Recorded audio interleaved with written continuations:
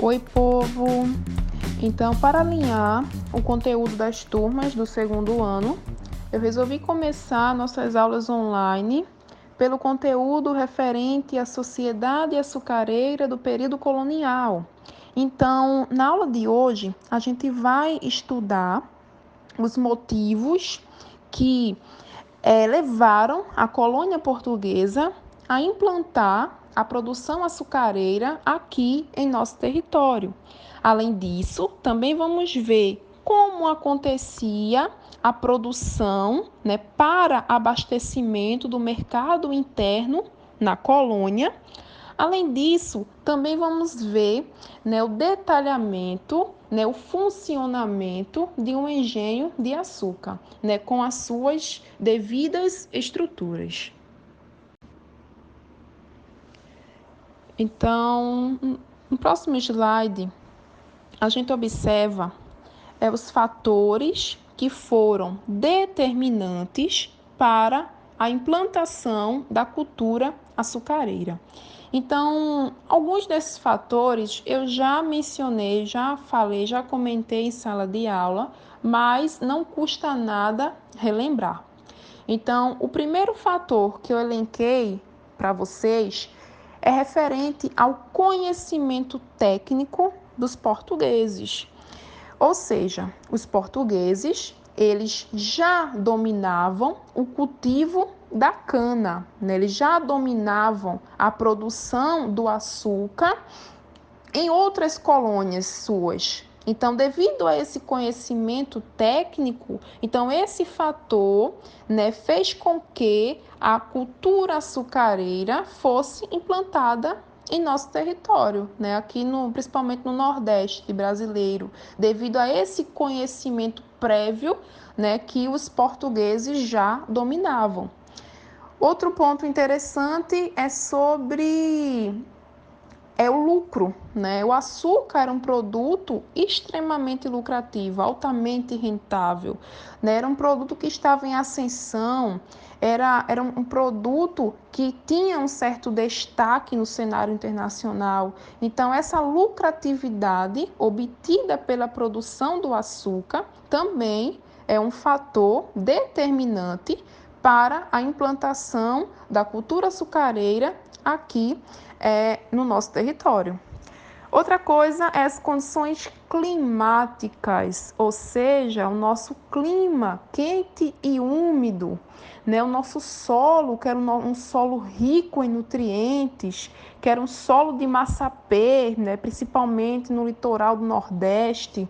Então, o solo mais as condições climáticas favoreciam, o desenvolvimento das lavouras de cana-de-açúcar. Outra coisa interessante é que os portugueses, eles dominaram a etapa de produção e os holandeses, eles investiram no financiamento da refinação e distribuição comercial do açúcar. Então, nesse caso aqui, a gente percebe que o negócio do açúcar, ele acabou sendo bem mais lucrativo para os holandeses do que para os portugueses, visto que os portugueses, eles estavam associados apenas na etapa de produção. Já os holandeses, eles investiram, em algo mais, Então, eles investiram na distribuição desse açúcar e também nos processos de refinação. Agora vamos ver as principais características da economia açucareira. Então, a produção de cana-de-açúcar era desenvolvida em grandes propriedades de terras. E essas grandes propriedades recebem o nome de latifúndios. Então, não esqueçam disso. Onde acontecia a produção de cana-de-açúcar? Acontecia em grandes propriedades, ou seja, nos latifúndios. Essa economia açucareira também era uma monocultura, visto que a gente vai ter o desenvolvimento apenas de uma cultura, que no caso era o desenvolvimento das lavouras de cana-de-açúcar.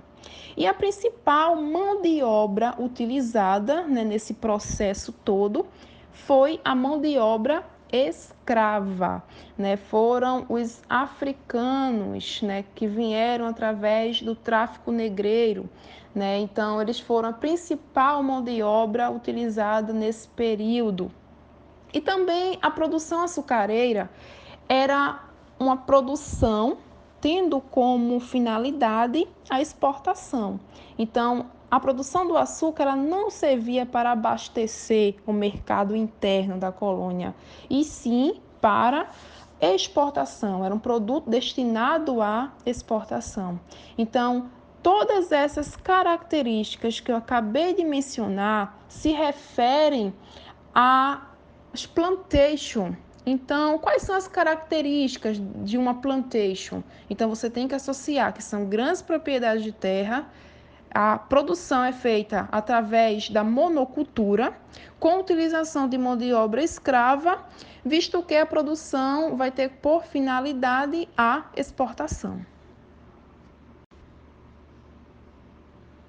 Então, a gente vai ver agora como acontecia o mercado interno na colônia. Então, apesar da importância do latifúndio exportador, ou seja, da produção do açúcar em grandes propriedades visando a exportação, as atividades econômicas dirigidas ao mercado externo não foram as únicas praticadas no Brasil colonial, porque a gente tinha aqui em nosso território um número considerável de pecuaristas e também de pequenos proprietários rurais. Esses pequenos proprietários rurais, eles produziam diversos gêneros alimentícios, como é o caso da mandioca, do milho, feijão e arroz. Já a pecuária, né, já os pecuaristas, né, a criação de gado visava o mercado local e tornou-se também uma das principais atividades econômicas da época, porque a criação de gado, além de servir de alimento e fornecer couro, os bois também eram utilizados como força motriz e também como meio de transporte. A gente vai ver no próximo slide que o animal, a força animal, os bois, cavalos, eles também eram utilizados para ocorrer o funcionamento da moenda. Então, no próximo slide, eu vou detalhar isso, mais precisamente para vocês. Então, agora vamos ver como acontecia o funcionamento de um engenho. Mas antes é preciso a gente entender, o conceito, o que era, esse engenho. Então a gente tem que associar o engenho como sendo uma unidade produtiva, ou seja, o açúcar, ele era produzido nesses engenhos. Então, não esqueçam, engenho é uma unidade produtiva. E esses engenhos também eram considerados núcleos sociais, administrativos e culturais do período colonial. Então, no engenho, nessa unidade produtiva, a gente tinha a reunião, de diversas condições relacionadas à riqueza, ao poder, ao prestígio, e da nobreza do Brasil colonial. Então, os proprietários desses engenhos, ficaram conhecidos como senhores de engenho. Então, os senhores de engenho e sua família residia na Casa Grande. Então, a Casa Grande era a sede, desse engenho, era a residência do senhor de engenho e também de toda sua família. Além da Casa Grande, a gente tinha a senzala. A senzala era a construção onde viviam os escravos africanos e também os seus descendentes. Então, esses escravos, eles eram alojados de maneira precária, né? Então, eles viviam em condições, né, adversas, em condições precárias, em condições sem ter, de fato, uma condição mínima, né, para residir ali naquele ambiente. Então, além da senzala, tínhamos também a moenda. A moenda era o local onde a cana-de-açúcar era esmagada, né, onde essa cana-de-açúcar ela virava um caldo. E essa moenda ela poderia funcionar de 3 formas diferentes. Então, a moenda poderia funcionar, né, através da força animal, que era quando, aquilo que eu falei no slide anterior, era quando, né, eram utilizados os animais para mover essa moenda, no caso dos bois, também dos cavalos. Também, para funcionar a moenda, a gente poderia ter a utilização da mão de obra humana, né, da força humana. Então, a principal mão de obra utilizada nesse momento foi a mão de obra escrava, né? Então, a força humana era desempenhada pelos escravos.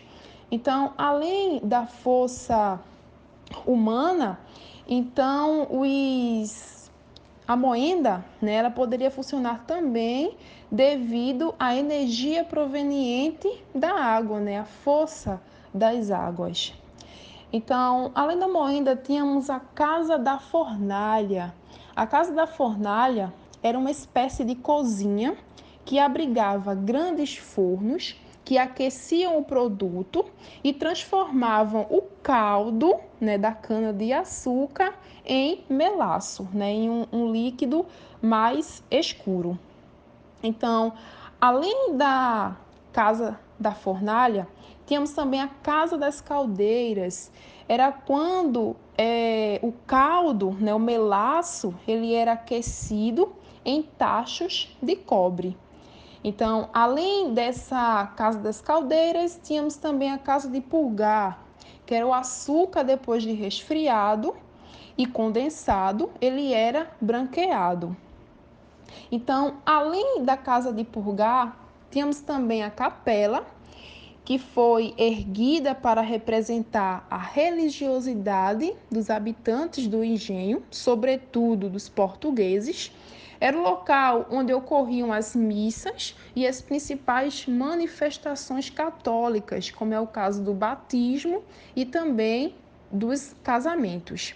Então, além da capela, tínhamos também a Casa de Trabalhadores Livres, ou seja, eram aqueles trabalhadores que não estavam na condição de escravos, como é o caso do mestre de açúcar, que era responsável por dar o ponto ao açúcar. A gente tinha também o purgador, que era encarregado de purgar, de purificar o açúcar, e o agregado, que era o morador do engenho, que prestava serviços ao senhor de engenho, porém, ele fazia isso em troca de favores. Então, para finalizar o nosso conteúdo, então a gente vai agora estudar o predomínio da escravidão africana, ou seja, os motivos que fizeram com que a escravidão africana, né, fosse predominante em relação à utilização da mão de obra indígena.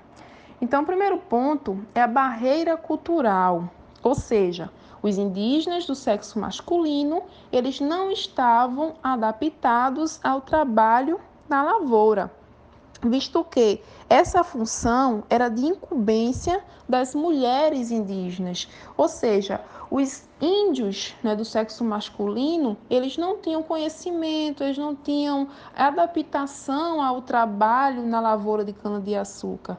Então, fator que fez com que ocorresse o predomínio da escravidão africana. Então, além desse fator, temos também a questão das epidemias, ou seja, milhares de indígenas contraíram doenças ao entrar em contato com os colonizadores europeus. Então, muitos desses indígenas, eles não resistiram, né, a essas doenças, como é o caso da gripe e também da varíola. Então, como esses indígenas não resistiram a essas doenças, muitos deles, então eles morreram, né, devido a essas doenças, né, que eles foram contraindo. Então, por isso, né, um fator também que fala sobre o predomínio da escravidão africana. Outro ponto é o domínio de certas técnicas pelos africanos, né? Os africanos, eles já dominavam, né, técnicas relacionadas à produção do açúcar. E, por fim, a gente tem a oposição à escravidão indígena, ou seja, vários setores, né, até mesmo a coroa portuguesa, juntamente com a igreja, se opuseram à escravização dos indígenas, o que não aconteceu em relação à escravização dos africanos. Por quê? Além desse predomínio da escravidão africana, eles também levaram em consideração o lucro que era gerado através do tráfico negreiro. Então, devido ao tráfico negreiro, vários, né, africanos negros, né, vieram da África para o Brasil. E esse tráfico negreiro também era uma coisa bastante lucrativa para a coroa portuguesa. Então, temos aqui 4 fatores importantes que fizeram com que na produção de cana-de-açúcar fosse utilizada a mão de obra africana e não a mão de obra indígena.